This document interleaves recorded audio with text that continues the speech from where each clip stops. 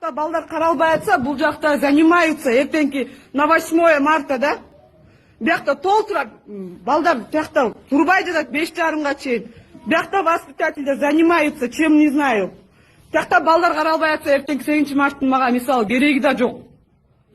Балдар турбай калыптыр, каша жебей калыптыр, полдник жебей калыптыр. Муну кандай түшүнөбүз? Это уже перебор. Башкара албай калгандык.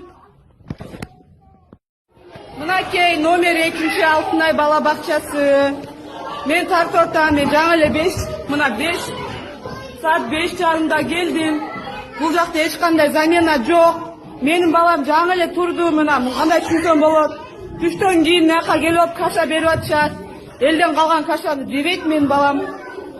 Полдник жок, мынакей Гүлназиже турат биякта. Муну кандай түшүнсөм болот мен?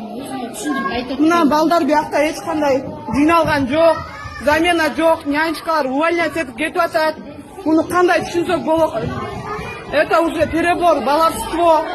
Бияк жыйналбай жатат. Мынакей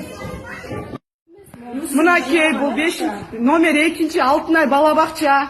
Ушактан элдик репортого тартып атам.